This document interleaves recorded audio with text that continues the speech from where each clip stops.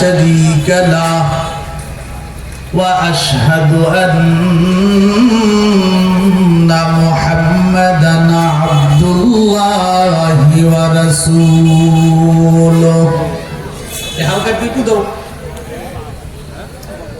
أما بعد فقد قال الله تعالى في كلامه المجيد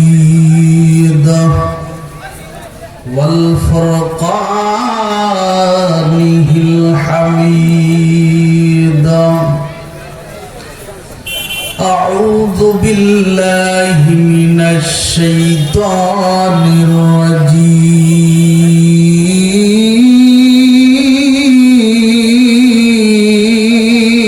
الرجيم بسم الله الرحمن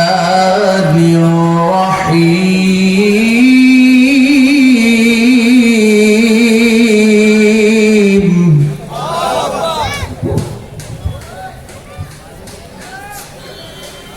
وإذا تتلى عليه آياتنا والله مستكبرا كأن لم يسمعها كأن في أذنيه وقرا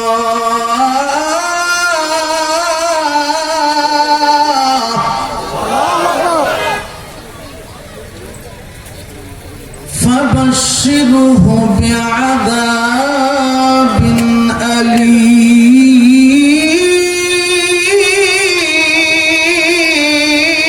أليم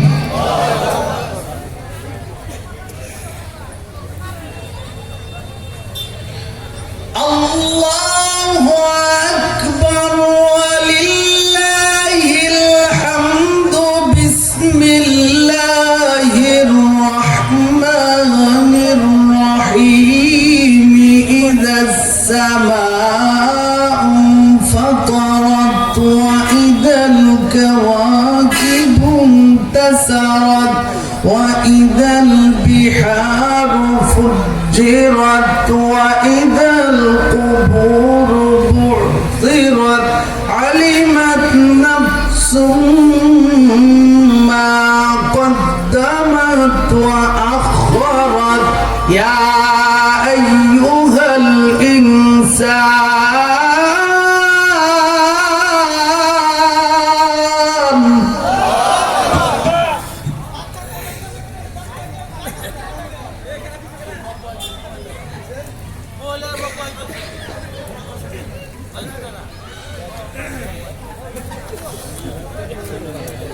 يا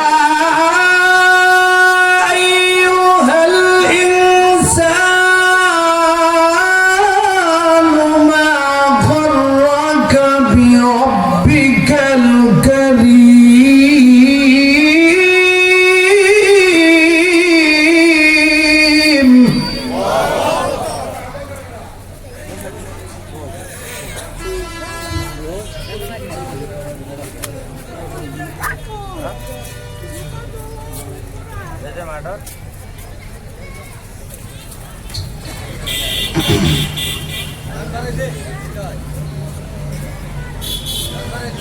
الله أكبر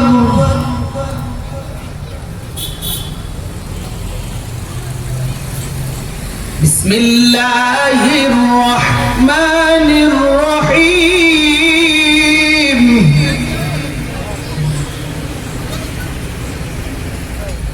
الذي خلق الموت والحياة ليبلوكم أيكم أحسن عملا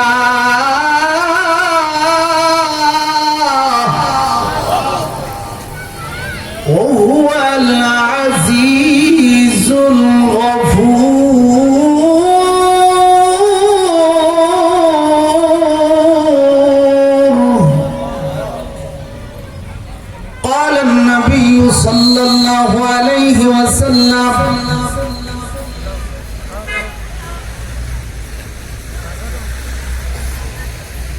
من تمسك بسنتي عند فساد أمتي فله أجر 100 شهيد أو كما قال النبي صلى الله عليه وسلم. وقال رسول الله صلى الله عليه وسلم: القبر روضة من رياض الجنة أو حفرة من حفر النار أو كما قال عليه الصلاة والسلام. إن الله وملائكته يصلون على النبي يا أيها الذين آمنوا صلوا عليه وسلموا تسليما. صلى الله عليه صلى الله عليه صلى الله عليه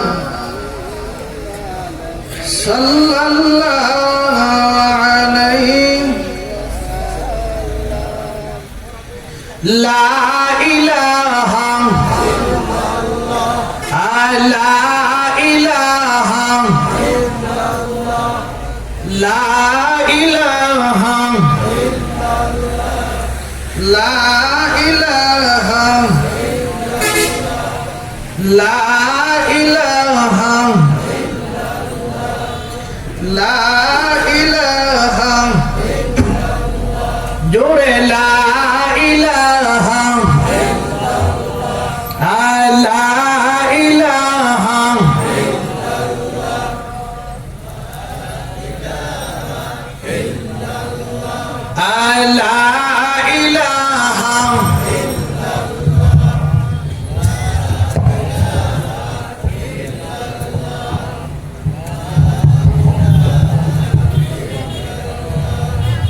لا إله لا إله لا إله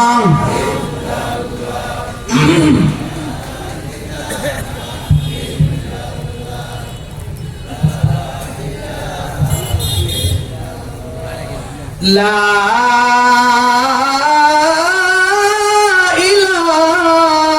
إله إلا الله محمد رسول الله صلى الله عليه وسلم. আরো সুন্দর করে মনটাকে নরম করে আমার আপনার বিশ্ব নবী আকায়ে তাজদার মদিনা আশরাফুল আম্বিয়া সাইয়্যিদুল মুরসালিন খাতামুন নবিয়্যিন বিশ্ব সবার সভাপতি মুহাম্মদ আরবি সাল্লাল্লাহু আলাইহি ওয়াসাল্লাম রক্ত মাখা কালিমা দান মুবারক শহীদ করা কালিমা প্রিয় নবীজির ওই মধুর কালিমা টুকুন অন্তরের অন্তঃস্থল থেকে প্রাণটাকে উজাড় করে নবীজি ওই কালেমা পড়ে দেখুন কিভাবে মুমিনের হৃদয়টা শীতল হয়ে যায়। পড়েন লা ইলাহা ইল্লাল্লাহু মুহাম্মাদুর রাসূলুল্লাহ সাল্লাল্লাহু আলাইহি ওয়াসাল্লাম। বক্সের বেস কমান বেস একটা আছে না, বেস কমায় রাখেন, মাস্টার বাড়া রাখেন। সাগরদিঘি সাব রেজিস্ট্রার অফিস কেন্দ্রীয় জামে মসজিদের উদ্যোগে প্রথম বার্ষিক তাফসিরুল কোরআন মাহফিলের সম্মানিত সভাপতি আলহাজ মোহাম্মদ আলী সাহেব, সহসভাপতি অত্র মসজিদ। আজকের মাহফিলের প্রধান অতিথি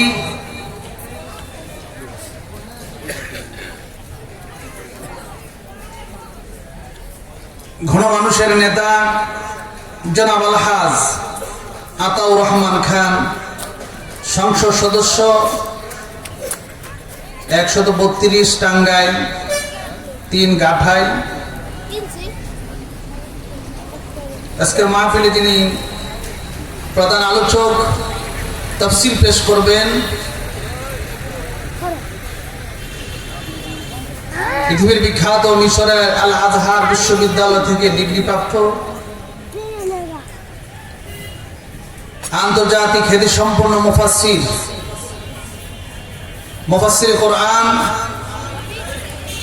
আল্লামা সাদিকুর রহমান আল আজহারি সাহেব। আরো আলোচনা করেছেন বিশিষ্ট ইসলামী চিন্তাবিদ মুফাসসির কোরআন হযরত মাওলানা মুহাম্মদ ফজলুল হক সাহেব, ইমাম ও খতিব অত্র জামে মসজিদ। অতিথিবৃন্দগণ, উপস্থিত দূর দূরান্ত থেকে আগত ইসলাম প্রিয় মুসলমান ভাইরা, আমরা সকলেই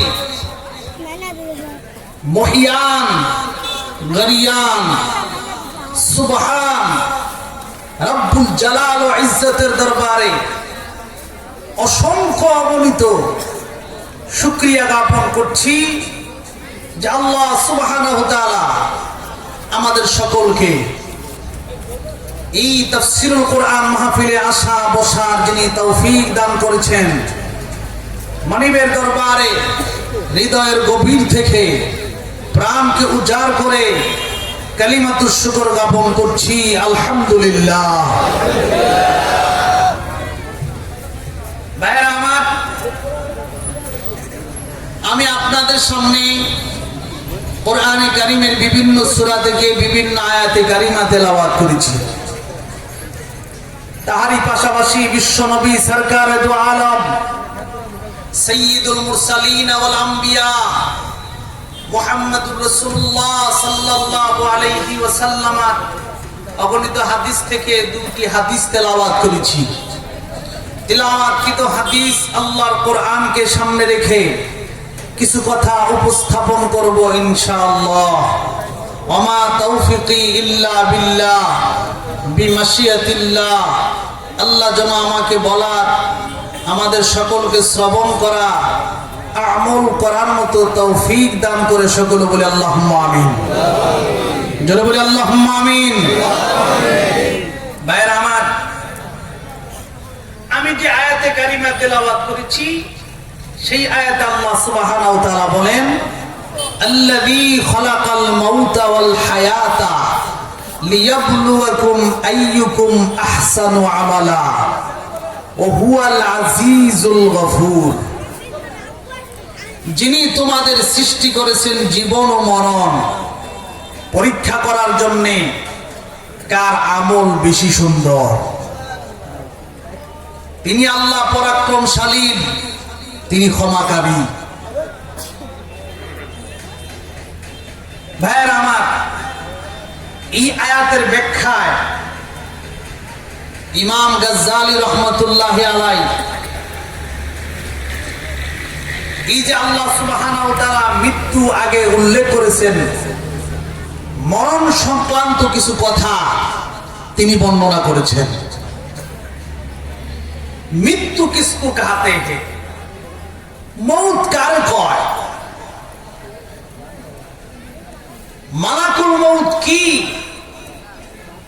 এটা আমাদের জানা দরকার আছে নি? আমাদের কাছে আসবে তো?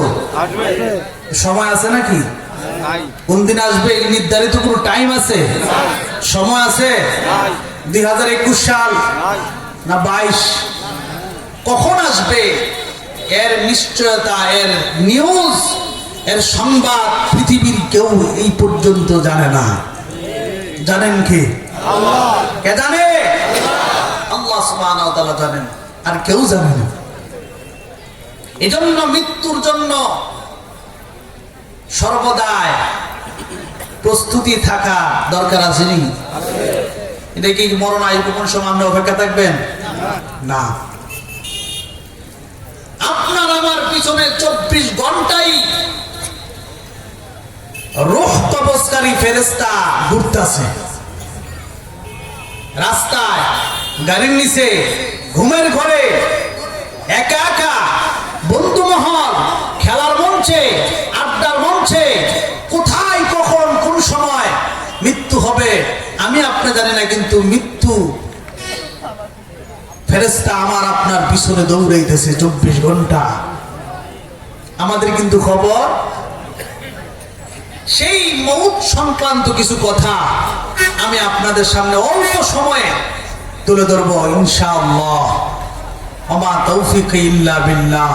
আল্লাহ যেন আমাকে বলার তৌফিক দিয়ে জোরে বলে আমিন। সাউন্ড দাও ভাই, বাইরে সাউন্ড দেন না, বাইরেটা দেন, বাইরে সাউন্ড বাড়ান, মাস্টার দেন। মাস্টার কত আছে বাইরে? বাইরে বাইরে মাস্টার কত আছে? 9, পুরা 9। হ্যাঁ, 9.5 দেন। বাইরে বাইরে, ভিতরে না, বাইরে ভিতরে না, বাইরে সাউন্ড দেন। তো ভাইয়ের আমার, সে মৌত সংক্রান্ত কিছু কথা আমি আপনাদের সামনে উপস্থাপন করার চেষ্টা করি। আল্লাহ যেন তৌফিক দিয়ে জোরে বলে আমিন। আরো জোরে বলেন আল্লাহুম্মা আমিন। ভাইয়ের আমার, আসুন, মালাকুল মউত হলো আল্লাহর একটা সৃষ্টি বস্তু। এই মালাকুল মউতের পরিচালনার দায়িত্ব দিয়েছেন আল্লাহ সুবহানাহু ওয়া তাআলা আজরাইল আলাইহিস সালামকে। আজরাইল তার পরিচালনা করেন।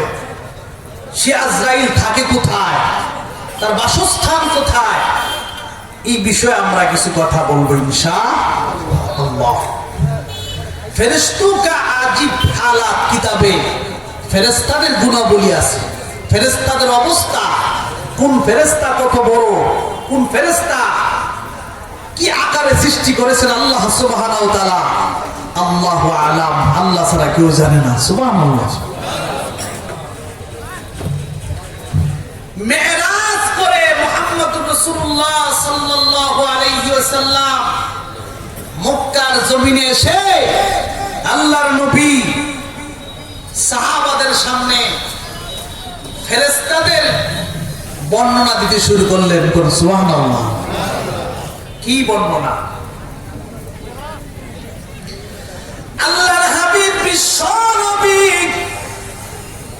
মুহাম্মদুর রাসূলুল্লাহ সাল্লাল্লাহু আলাইহি ওয়াসাল্লাম বলেছেন, রে আমার সাহাবীরা, আমাকে যখন জিবরাইল আলাইহিস সালাতু ওয়াস সালাম 7 আকাশ 7 শূন্য স্থান পাড়ি দিয়ে যখন আমাকে আরো উপরে নিতে শুরু করলো, উপরে যে দেখলাম একটা অফিস। জিবরাইলকে জিজ্ঞাসা করলাম, জিবরিল রে, এটা কার অফিস রে জিবরাইল? জিবরাইল আলাইহিস সালাম বলেন, বিশ্ব নবী গো, এটা হলো মিকাইল আলাইহিস সালাতু ওয়াস সালামের অফিস। আল্লাহর হাবিব বলেন, হে আল্লাহর হাবিব বলেন, আমি আরেকটা শূন্যস্থান পাড়ি দিলাম, আরেকটা অফিস দেখতে পাইলাম। নবী জিবরাইলকে জিজ্ঞাসা করলেন, হ্যাঁ জিবরিল, এটা কার অফিস? জিবরাইল আলাইহিস সালাতু ওয়াস সালাম বলেন, বিশ্ব নবী গো, এটা হলো হযরত ইসরাফিল আলাইহিস সালাতু ওয়াস সালামের অফিস। আল্লাহর হাবিব বলেন, আমি আরেকটা শূন্যস্থান পাড়ি দিলাম, আরেকটা শূন্যস্থান পাড়ি দেওয়ার পর আমি আরেকটা অফিস দেখতে পেলাম। জিবরাইলকে নবী জিজ্ঞাসা করলেন, জিবরিল এটা কার অফিসে? জিবরাইল আলাইহিস সালাম বলেন, বিশ্ব নবী গো, এটা আমি জিবরাইলের অফিস। আল্লাহর হাবিব বলেছেন, আমি আরেকটা শূন্যস্থান পাড়ি দিলাম, এরপরে আরেকটা অফিস দেখতে পেলাম। আমি জিজ্ঞাসা করলাম, জিবরিল রে এটা কার অফিস রে? জিবরাইল আলাইহিস সালাম বলেন, বিশ্ব নবী গো, এটাই হলো মালাকুল মউত পরিচালনাকারী আজরাইল আলাইহিস সালামের অফিস। সুবহানাল্লাহ। কার অফিস? ভাই সালাম তোমার কে রে? ও কাজ করতেছে। যাই হোক, আমিও আইছি, কাজও শুরু হয়েছে। যাই হোক ভাইরা, আমরা আজরাইল অফিস পর্যন্ত বসলাম। মালাকুল মউতের পরিচালনাকারী আজরাইল আলাইহিস সালাম, তার সামনে একটি বোর্ড আছে। ওই বোর্ডে সাগর দিঘি কতজন মানুষ আছে, তার বাবার নাম কি, দাদার নাম কি, সব কিছু মালাকুল মউত আজরাইল আলাইহিস সালাতু সালামের সামনে যে বোর্ড, সেই বোর্ডের মধ্যে সবার নাম ঠিকানা লেখা আছে। কোন সুবহানাল্লাহ। কে কখন কোন সময় মৃত্যুবরণ করবে, কার কখন মরণ হবে, মালাকুল মউত সেখান থেকে আগেই অবগত হয়ে যায়। সুবহানাল্লাহ। আপনারা কখন কার মৃত্যু হবে এই খবর কে পায় আগে? মালাকুল মউত যিনি পরিচালনা করেন, আজরাইল আলাইহিস সালাম আগেই খোঁজ পেয়ে যায়, খবর পেয়ে যায়। কোন সুবহানাল্লাহ। তিনি খবর পেয়ে যায় কিভাবে? ইমাম মাকাতিল হাদিস বর্ণনা করেছেন,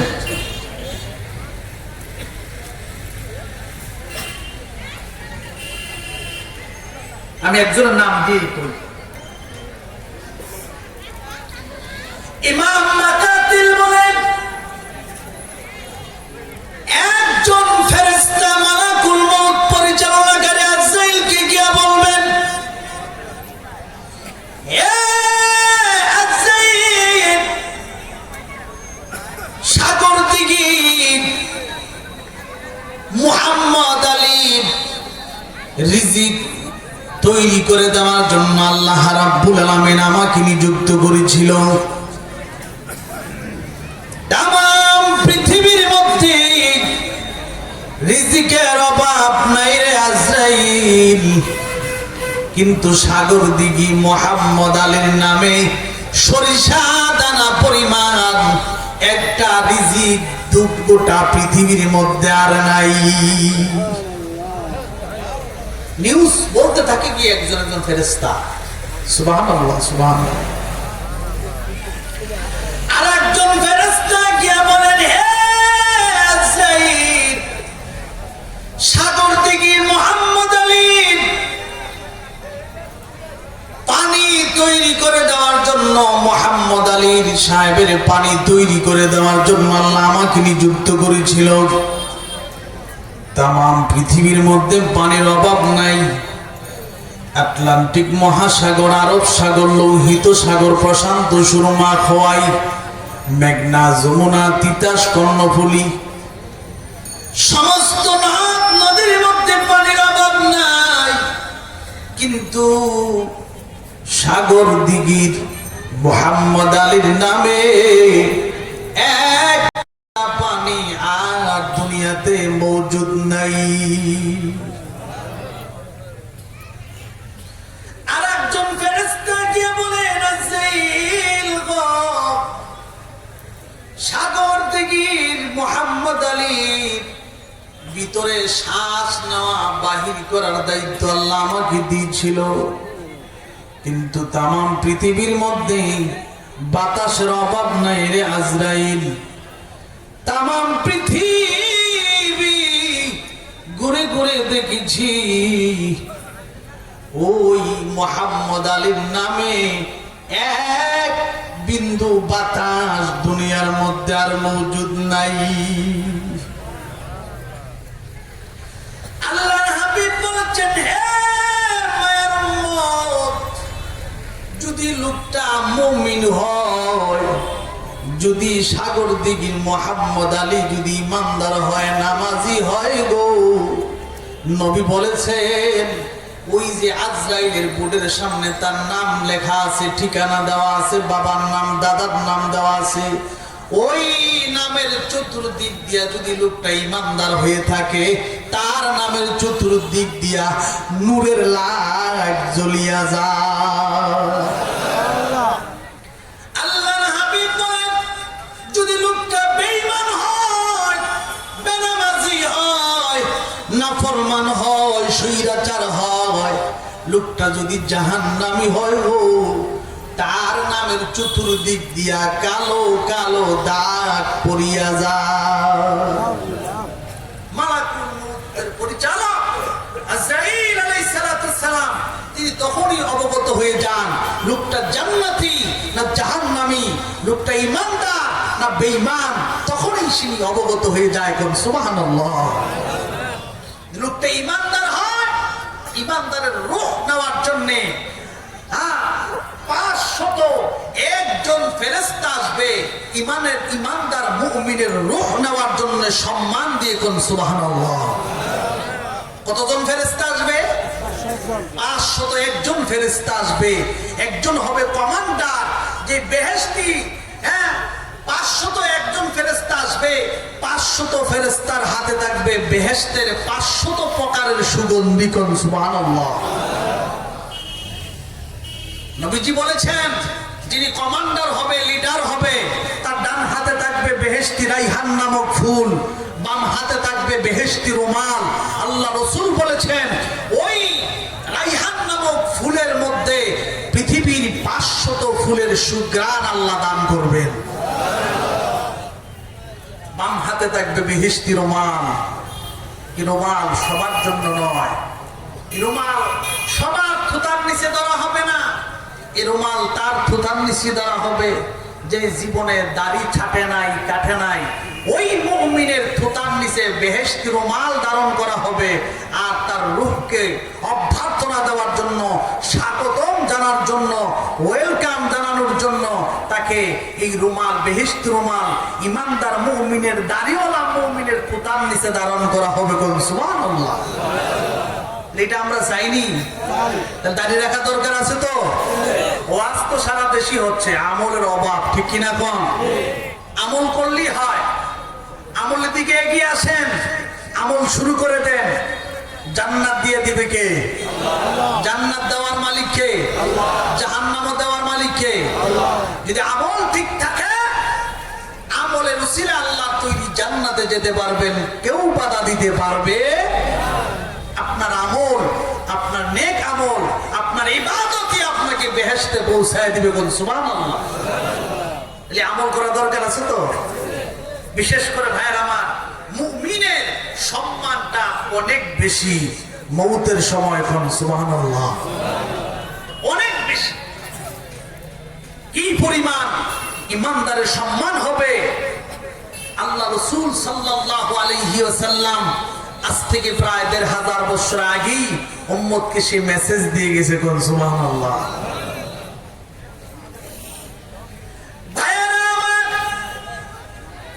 মুমিন ঈমানদারের রূহ বাহির করার জন্য আল্লাহ সুবহানাহু ওয়া তাআলার ফেরেশতা আসবে, 501 ফেরেশতা আসবে তার রূহ নেওয়ার জন্য। যিনি কমান্ডার হবেন, লিডার হবে, ওই কমান্ডার আয়েশা বলবেন, আনা মালাকুল মউত, আমি মালাকুল মউত। ঈমানদার মুমিন বলবেন মাল মউত। সুবহানাল্লাহ। আপনার এলাকার মেম্বারের পাওয়ার আছে না? চেয়ারম্যানের, এমপি সাহেবের, মন্ত্রীর, দেশের প্রেসিডেন্টের। ঠিক তেমনি ভাবে যারা মুমিন ঈমানদার তাদেরও একটা পাওয়ার আছে। যেরকম সুবহানাল্লাহ। মুমিন যিনি, ইমানদার যিনি, তারও একটা কি আছে? পাওয়ার আছে। এটা আল্লাহ তাকে দান করবেন। সুবহানাল্লাহ। মুমিনের পাওয়ার। কারেন্ট সুইচ দিছে, লাইটের আলো আছে কি আছে না? যে ইমানদার হবে তার পাওয়ারটা তার মধ্যেই থাকবে। সুবহানাল্লাহ। ওই মুমিন বলবে, প্রভু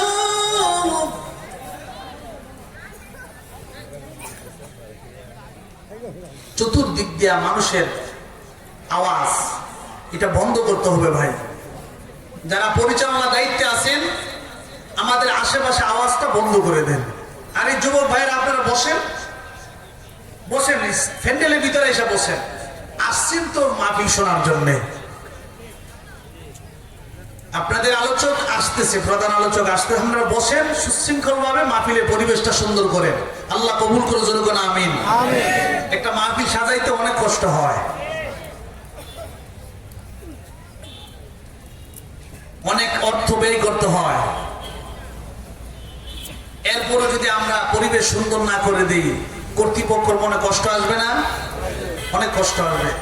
আসছি আল্লাহ আল্লাহ রসুলের কথা শোনার জন্য, ঠিক কিনা? কম ব্যক্তি কোন মানুষের আমরা কথা শোনার জন্য আসি, উদ্দেশ্যটাই হলো আল্লাহ কোরআন শুনবো, রসুলের হাদিসের কথা শুনবো, ঠিক কিনা?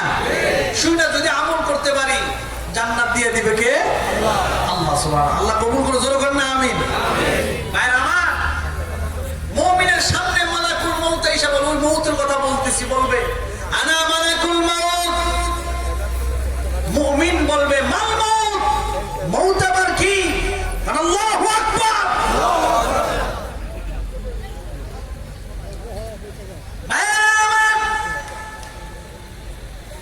ওই ফেরেশতা আল্লাহ রাব্বুল আলামিনকে বলবেন, প্রভু হে, দুনিয়ার মুমিন আমাকে ধমক দেয়, মউত আবার কি বলে আমাকে প্রশ্ন করতে চায়।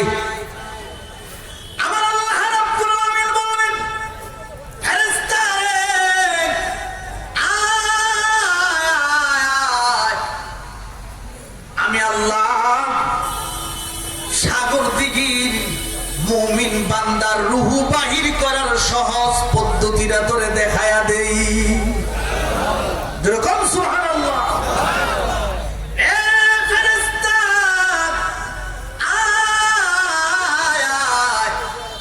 আবার ইমানদার বান্দার রূহ বাহির করার সহজ নিয়মটা দেখায়া দেই।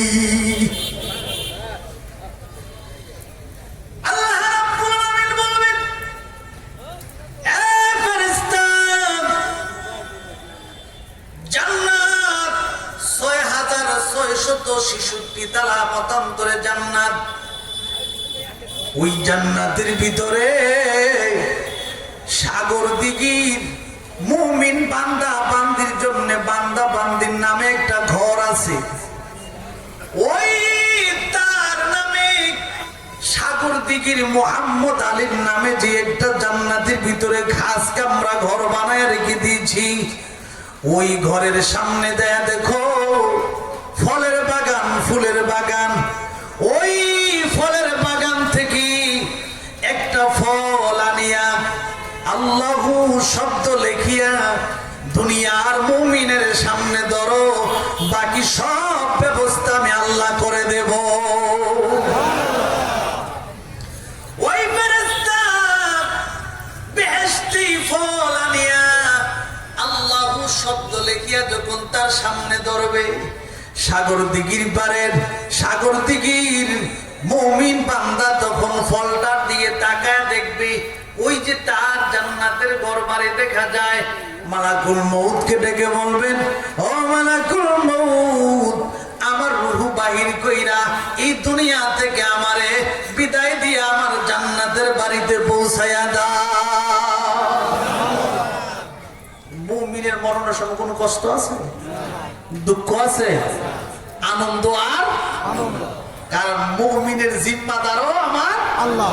আল্লাহ, ঠিক কিনা? কম কোরআনে আল্লাহ বলেন, আল্লাহু ওয়ালিয়ুল্লাযীনা আমানু।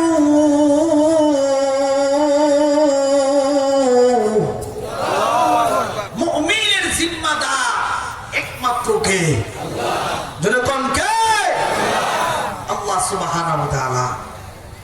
মুমিনের সাহায্যকারী আমার আল্লাহ। সুবহানাল্লাহ কোন আরেক আয়াতে আল্লাহ বলেন ওয়া কানা হাক্কান আলাইনা নাসরুল মুমিনিন।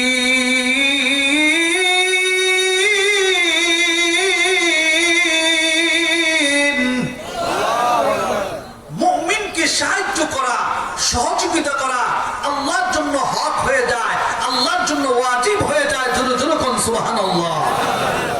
এই মুমিনের জিম্মাদার, মুমিনের সাহায্যকারী স্বয়ং কে? আল্লাহ। আল্লাহু আকবার। এই মুমিনের সম্মান আসেনি? মরণের সময় সম্মান আসেনি? দুনিয়াতে ইজ্জত আছে কি আছে না? মুসলমান এই ইজ্জত কি নামাজ পড়া না পড়া?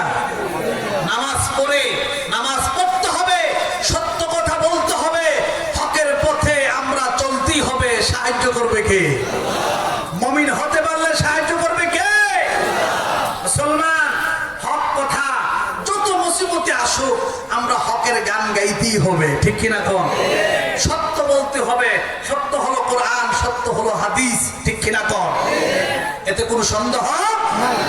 হকের স্লোগান এক এক নবীর জামানায় এক এক নবীগণ সত্যের কথা, হক কথাগুলি বলেই আসছেন, ঠিক কিনা কোন? আমরা কারো বিরুদ্ধে বলবো? আমরা হক সত্য কথা আল্লাহ এবং আল্লাহ রসুলের কথাগুলি বলবো, ঠিক কিনা কোন? রাজি আছি তো আমরা?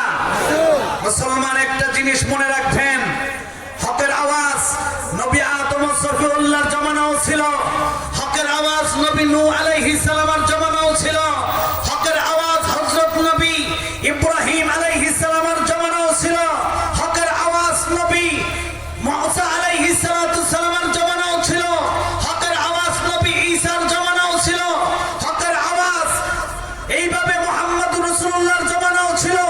বন্ধ করতে চেয়েছিল আবু জেহেল, উতবা, শাইবা, ওলীদ ইবনে মুগীরা, ঠিক তেমনি ভাবে ফেরাউন, নমরুদ, সাদ্দাত, হামান, কারুন হকের আওয়াজ বন্ধ করার চেষ্টা করেছিল, বন্ধ করতে পারে নাই। কিয়ামত পর্যন্ত থাকবে, কেউ বন্ধ করতে পারবে না।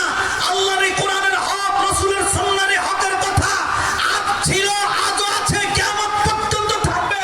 যত শয়তান পৃথিবীতে আগমন হবে, হচ্ছে আল্লাহর এই কোরআনের হক বন্ধ করতে পারবে না, ঠিক কিনা বলেন? সে আল্লাহ আসেনি? আমি কারো বিরুদ্ধে কইছি না, কারো সমালোচনা করছি? এটা আমরা মুমিনটা ঈমানের কথা বলছি, ঠিক কিনা? এটা সকলের দায়িত্ব, ঠিক কিনা কর?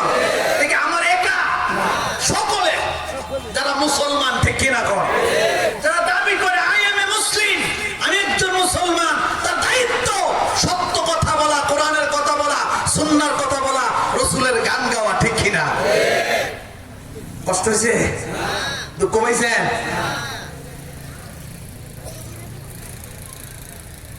মোরা জালিমের মুখোমুখি দাঁড়িয়ে, ঠিক কিনা? কোরআনের কথা বলবো, আসুক না যত বাধা, যত জোর সাইক্লোন, রাসূলের পথে মোরা চলবো, চলবো এই জীবন বাজি রেখে কোরআনের কথা বাংলার জমিনেই বলবো, ঠিক কিনা? আমরা কার কথা বলবো? কোরআন কার কথা? সকলে মেনে নিতে হবে, দৃঢ় বিশ্বাস, ঠিক কিনা? একটা অক্ষর যদি কেউ অবিশ্বাস করে সে কাফের, বেঈমানে পরিণত হয়ে যাবে, ঠিক কিনা? কোরআনে কারীম আমার আল্লাহর কুদরতি জবানের কুদরতি আওয়াজ, কোন আল্লাহু আকবার। ভাইরা আমার, তো মুমিনের সাহায্যকারী কে? মুমিনের হেফাজতকারী কে? জিম্মাদার কে? আমার আল্লাহ। সুবহানাল্লাহ। আমরা ভয় করি কারে? কেন ভয় করেন? ভয় করবেন কারে? রাজপথে বীরের মতো চলবেন, সাহায্যকারীকে। শর্ত হলো মুমিন হতে হবে। কি হতে হবে? মুমিন হতে হবে, ইমানদার হতে হবে। এটাই মূল আমাদের শর্ত, ঠিক কিনা? কর আল্লাহ তাআলা আমাদের সকলকে মুমিন বানায়া, ইমানদার বানায়া, আমলদার বানায়া যেন আল্লাহ কবর জগতে ডাক দিয়ে জোরে করুন না আমিন। ভাইরা আমার, সেই মুমিনের রূহ বাহির করার সময় 500 একজন ফেরেশতা, বেহেশতি ফেরেশতা আসবে। মুমিনের সম্মানটা কম হবে না বেশি হবে? বেশি হবে। এই মুমিনকে যখন আবার গোসল করায়া কবরের দিকে না হবে, মুমিন কি বলবে? আল্লাহ রাসূল বলেছেন, মুমিন বলবে, কেউ কাঁদবে, আহারে আমার বাবাকে নিয়ে যাওয়া হচ্ছে, কেউ কাঁদবে, আহারে আমার মারে নেওয়া হচ্ছে, কেউ বলবে আহারে আমার স্বামীকে নিয়ে যাওয়া হচ্ছে, কেউ বলবে আমার সন্তান নিয়ে যাওয়া হচ্ছে। আর মনে হয় তারা এই জগতে আর ফিরে আসবে না, কান্না করবে, দুঃখ প্রকাশ করবে, কি হবে আমার বাবার অবস্থা। এইভাবে তারা পেরেশানি করে, চিন্তা করে। নবী বলেন, উম্মাহ চিন্তা করো না, লোকটা যদি মুমিন হয় আল্লাহ তাকে সেখানেই তার সম্মানের ব্যবস্থা করে রেখে দিয়েছে। মা কাঁদবে, আব্বা কাঁদবে, ছেলে কাঁদবে, মা বলে, আব্বা কাঁদবে, সন্তান সন্তান করে। এইভাবে যারা আপনজন মারা যায় সেইভাবে দুঃখ প্রকাশ করে কাঁদতে থাকবে। কিন্তু মুমিন একটা জবাব দিবেন। নবী বলেন, ক্বালাত কদ্দিমুনি কদ্দিমুনি, আমার ছেলে বিবি, আমার সন্তানেরা কাঁদো না গো, তোমরা কাঁদো না, আমাকে আমার গন্তব্যস্থলে পৌঁছায়া দাও, আমি আমার গন্তব্যস্থলে ভালো থাকবো। সুবহানাল্লাহ। তাহলে মুমিনের কোনো চিন্তা আছে? সে তার গন্তব্যস্থলে কি থাকবে? ভালো থাকবে। আল্লাহ এরকম ভালো যেন আমরা থাকতে পারি, তুমি তৌফিক দান করো। আমিন। জোরে বল না আমিন। আমিন। ভাই আমার, মুমিনকে যখন কবরে রাখা হবে, গায়েব থেকে আওয়াজ আসবে। কবরে যখন রাখা হবে বলা হবে, মান রব্বুকা, তোমার রবকে বলবে রব্বি আল্লাহ। ওমান দীনুকা, তোমার ধর্ম কি বলবে দীন আল ইসলাম।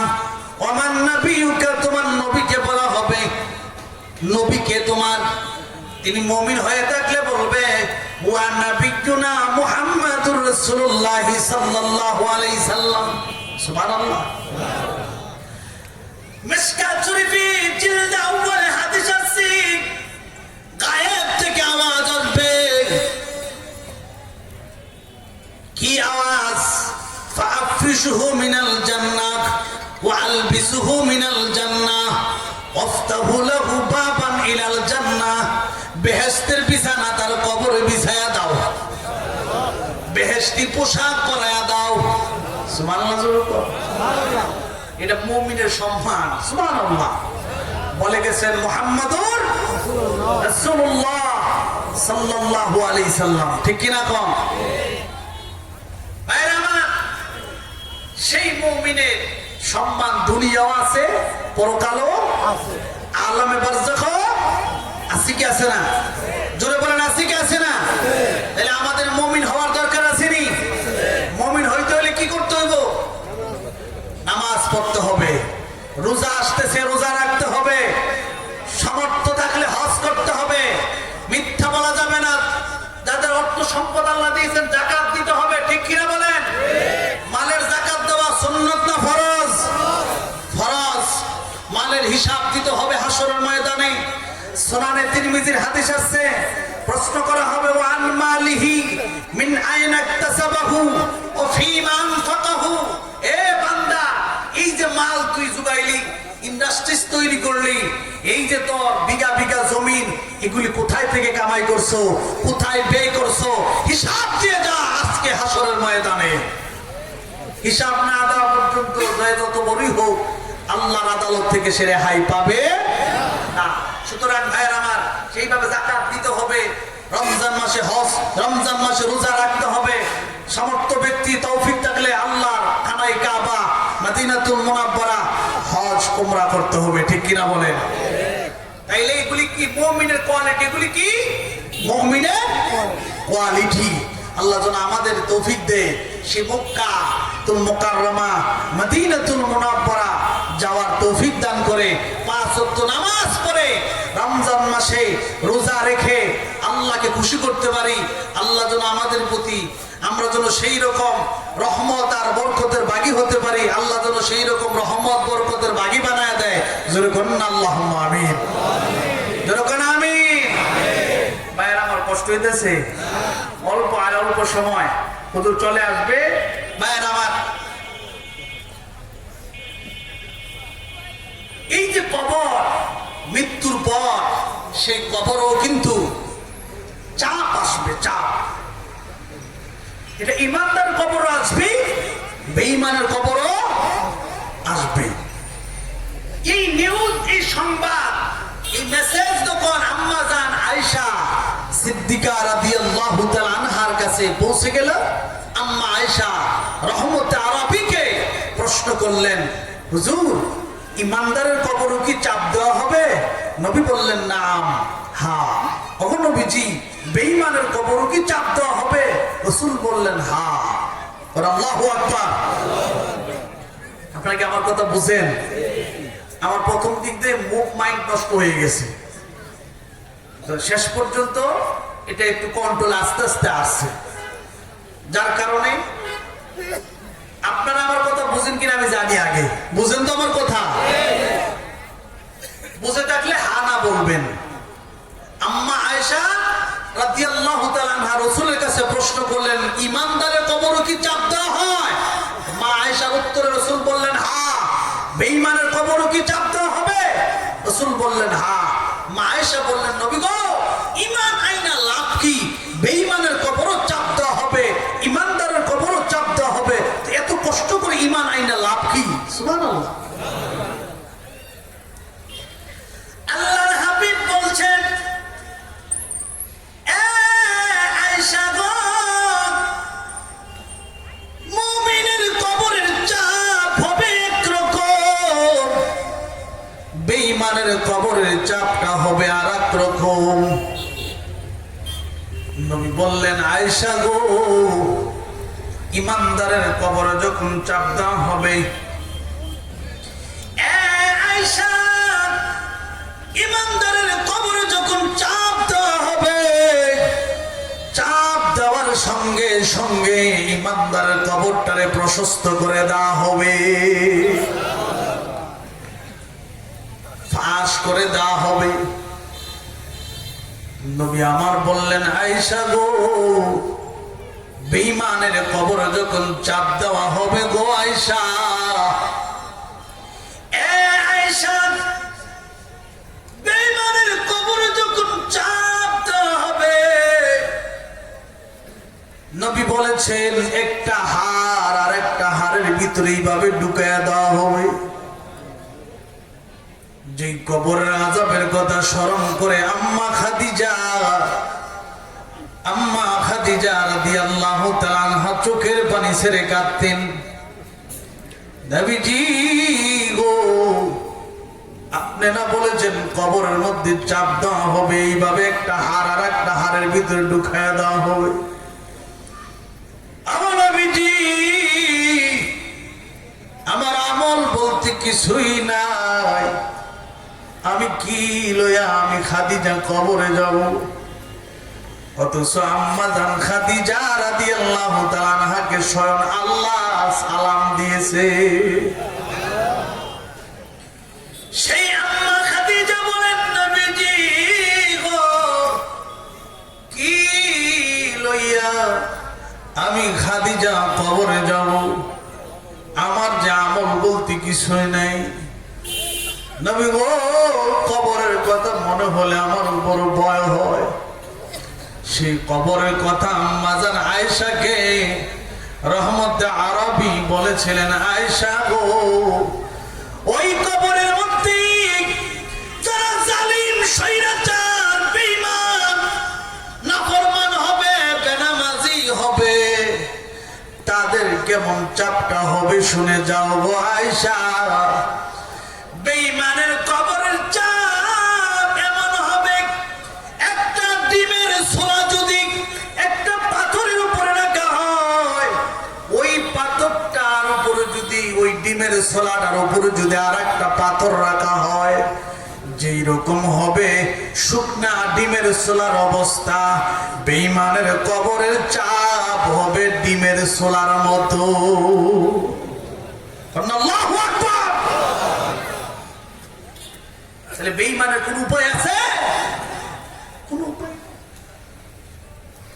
বাঁচার সুযোগ নাই। মুসলমান, একটু খেয়াল করেন না, কিসের তো লাভ, কিসের তো পাওয়ার, কিসের তো বাহাদুরি। ঘুমাইলে তো আমার পরনের কাপড়ই ঠিক থাকে না, ঠিক কিনা কম?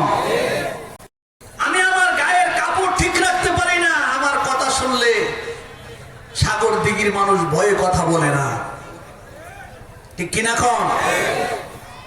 ঘুমাইলে আমার অস্তিত্ব নাই। এজন্য বলবো ভাই, সেই মরণের কথা স্মরণ করেন। কখন মৃত্যু হবে, কখন মালাকুল মউত আসবে, এর নিউজ আমরা, এর সংবাদ কেউ জানি না, কেউ জানি না। যেতে হবে আলমে বারজাখে, মরণ একদিন আসবে। কেমন হবে সেই দিন? আলমে বারজাখের অবস্থা কেমন হবে? সামুরা ইবনে জুনদুব রাদিয়াল্লাহু তাআলা আনহু থেকে হাদিস বর্ণিত, রহমত আরবী সাল্লাল্লাহু আলাইহি ওয়াসাল্লাম স্বপ্নের তাবির ব্যাখ্যা করতে গিয়ে সালাতুল ফজরের পর আল্লাহর রাসূল সাহাবাদের সামনে বললেন, ও আমার সাহাবীরা, আমি আজ রাতে একটা স্বপ্ন দেখছি। এই স্বপ্নটা কি তোমাদের কাছে বলবো? তোমরা কি শুনতে চাও? সাহাবারা বললেন, নবী গো, আপনার জবান মোবারকের কথা শোনার জন্যই তো আমরা অপেক্ষা করতেছি। যেরকম সুবহানাল্লাহ। আল্লাহর নবী, আপনার জবান মোবারকের কথা শোনার অপেক্ষা আমরা আছি। সুবহানাল্লাহ। আল্লাহর হাবিব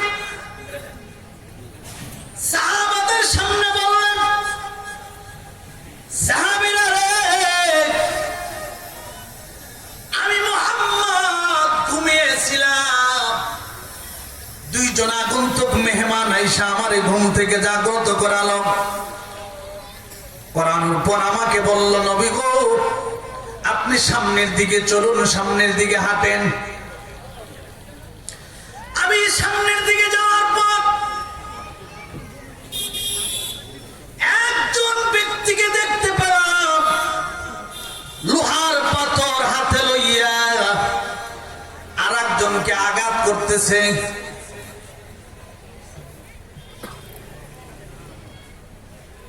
ভাইরা আমার, আল্লাহর নবী বলেন, একজন ব্যক্তি দেখলাম দুইটা হাতের মধ্যে একটা বড় পাথর, দুই হাতে দুইটা বড় বড় পাথর নিয়ে আর একজনকে আঘাত করতেছে। পাথরগুলি মারলে ওই ব্যক্তির হাড় মাংসগুলি ছিটা ছিটা দূরে সরে যায়, আবার একত্রিত করা হয়, আবার মারা, আবার দূরে সরে যায়, আবার একত্রিত করা হয়। আল্লাহর নবী ফেরেশতাদেরকে জিজ্ঞাসা করলেন, দুইজন আগন্তুক মেহমান, তারা হলো আল্লাহর ফেরেশতা। সুবহানাল্লাহ। আল্লাহর নবী জিজ্ঞাসা করলেন, ফেরেশতারা রে, এরা কারা রে? ফেরেশতারা, আমি নবী জানতে চাই। ফেরেশতারা বলেন, বিশ্ব নবী গো, এরা হলো দুনিয়ার ওই সমস্ত লোক গো নবীজি, যারা নাকি কোরআন পাইছে, কোরআন তেলাওয়াত করে নাই। আল্লাহর নবী, যারা কোরআন পড়ার পর কোরআন পড়ে নাই, নামাজের সময় হইলে নামাজ পড়ে নাই, নামাজ আদায় করে নাই, নবী গো, এরা হলো দুনিয়ার ওই সমস্ত লোক। নাউজুবিল্লাহ। আমরা এখানে যারা আছি, এই রোগে রোগী আমরা, ঠিক কিনা কম? আমরা তো কোরআন পড়ি না, কোরআন পড়া দরকার আসেনি। মরণের পরে আলামে বারজাখে এই আযাব হবে, এটা কি আমরা চাই? তাই আমাদের প্রত্যেকের আজকের তাফসীরুল কোরআন মাহফিল থেকে শিক্ষা নেওয়া, সকলেই প্রত্যেক দিন 10 মিনিট না হোক 5 মিনিট হলো আমার আল্লাহর কোরআন পড়ে যেন সেই আযাব থেকে রেহাই পেতে পারি, জান্নাতি হতে পারি। আল্লাহ যেন কোরআন পড়নেওয়ালা বানায় দেয়। জোরে কোন আমিন। ভাইরা আমার, এমনি এমনি জান্নাতে যাইবেন না। তাহলে রাসূলের হাদিস কি মিথ্যা? না বন্ধু, কখনো নয়। কোরআন পড়েন, কোরআন পড়নেওয়ালার দাম আছে। মিশকাতের ব্যাখ্যা গ্রন্থ মাযাহির হককে জাদিদে আছে, কোরআন পড়নেওয়ালাকে বলা হবে আহলে কোরআনকে বলা হবে।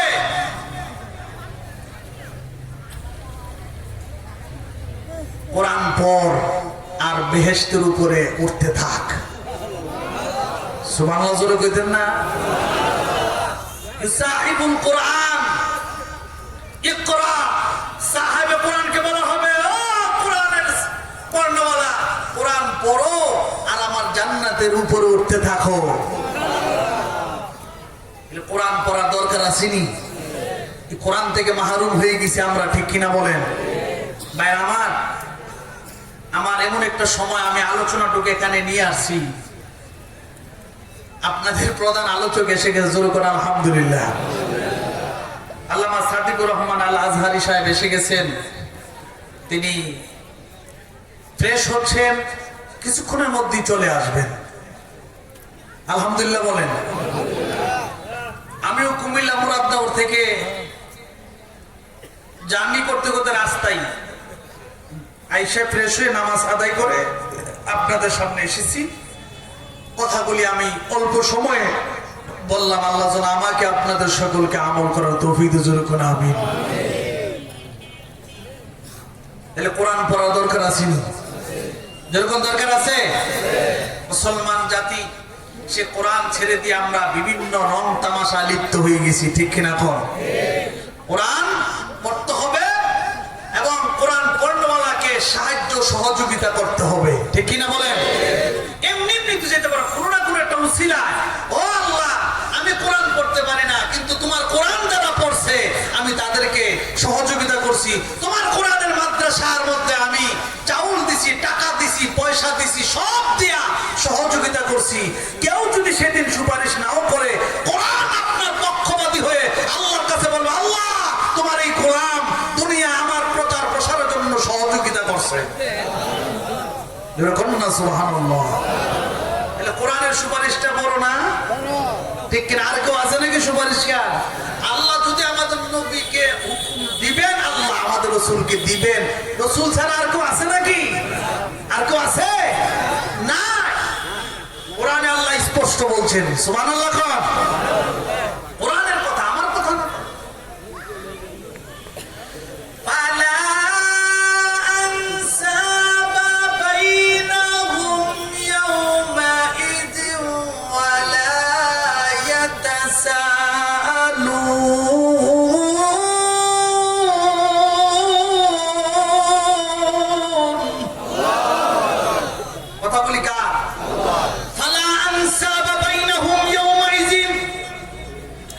সেদিন কোন আত্মীয়তার সম্পর্ক চলবে না। ওয়ালা ইয়াতাসাআলুন, কোন সওয়ালকারী প্রশ্নকারী থাকবে না। আল্লাহু আকবার। সূরা আবাসার শেষ দিকে আল্লাহ কি বলছেন? ইয়াউমা ইয়াফিরুল মারউ মিন আখিহি ওয়া উম্মিহি ওয়া আবিহি ওয়া সাহিবাতিহি ওয়া বানিহি।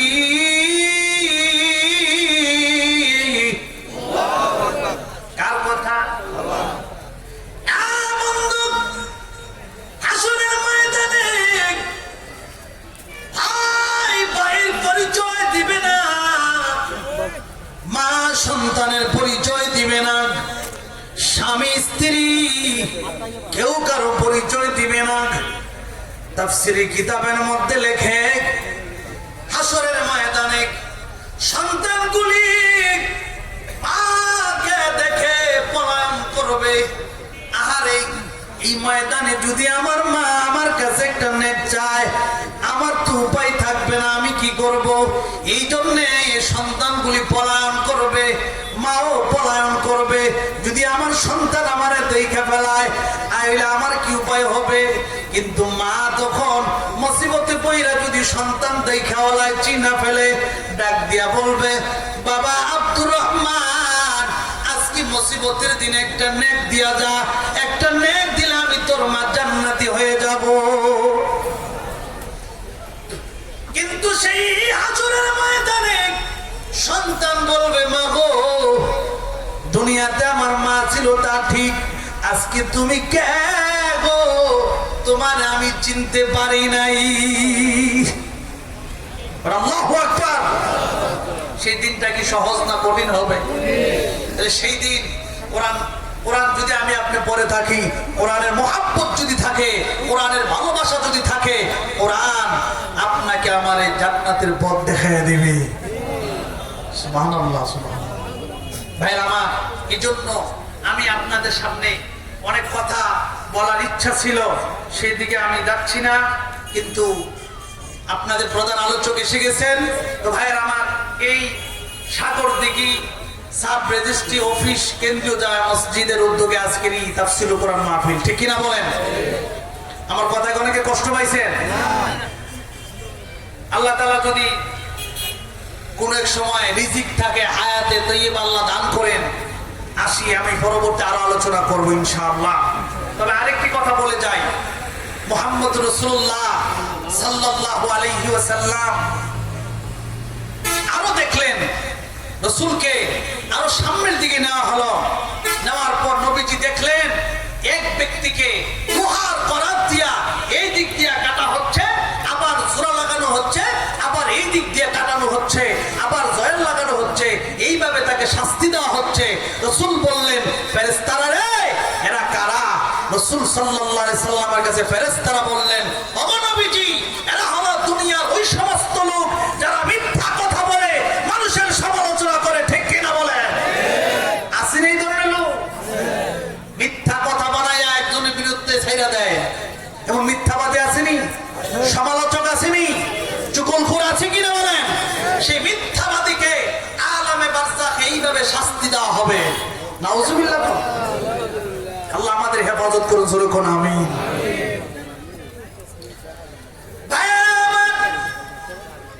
আল্লাহর হাবিবকে আরো সামনের দিকে নেওয়া হলো। নবী আমার সামনের দিকে গেলেন, যে দেখেন একটা গর্ত, গর্তের ভিতরে নবীজি তাকালেন, এক পাশে দেখেন উলঙ্গ নারী, আর এক পাশে দেখেন উলঙ্গ পুরুষ দাঁড়ায় আছে। জাহান্নামের অগ্নিশিখা তাদেরকে জাহান্নামের আগুন দাওয়া করলে তারা হাউমাউ করে চিৎকার দিয়া ওঠে। নবী আমার বললেন, ফেরেশতারা রে, এরা কারা রে? ফেরেশতারা, আমি নবী জানতে চাই। ফেরেশতারা বলেন, বিশ্ব নবী গো, এরা হলো দুনিয়ার ওই সমস্ত নারী পুরুষ গো নবীজি, যারা নাকি স্বামীর অগোচরে লুকায়া লুকায়া অপকর্ম জেনায় লিপ্ত হয়ে গেছে। এরা হলো এরা যারা দুনিয়ায় খারাপ কাজে লিপ্ত হয়ে গিয়েছিল। ওই সমস্ত নারী পুরুষগুলিকে জাহান্নামে আলামে বারজাখে এইভাবে তাদেরকে শাস্তি দেওয়া হবে। কোন নাউজুবিল্লাহ। ভাইরা আমার, আরো বললেন, নবীজি আরো সামনে দিয়ে গেলেন। আল্লাহ রাসূলকে একটা নহর দেখানো হলো, কুয়া দেখানো হলো। কুয়ার পানিগুলি রক্তের মতো লাল। কুয়ার মধ্যে একটা যুবক সাঁতরাইতেছে। এই যুবক ক্লান্ত হয়ে যখন কুয়ার পাড়ে আসে, আর একজন ব্যক্তি তার মুখকে অপারেশন করে ফাঁক করে বড় বড় পাথরগুলি তাকে খাওয়ায়া দিচ্ছে। এইভাবে তাকে শাস্তি দেওয়া হচ্ছে। রহমতে আরবি বললেন, ফেরেশতারা রে, ইয়া কারা? আল্লাহু আকবার। ফেরেশতারা বলেছিলেন, বিশ্ব নবী গো, এরা হলো দুনিয়ার ওই সমস্ত লোক গো নবীজি, যারা নাকি বেশি বেশি সুদ খাইছে। নাউজুবিল্লাহ। সুদ ঘুষ খাওয়ার শাস্তি আছে না? বাঁচতে পারবো? তাহলে এই সুদ ঘুষ ছেড়ে দিতে হবে আমাদের, ঠিক কিনা? যেহেতু আমরা মুমিন, আমাদের সাহায্যকারী কে?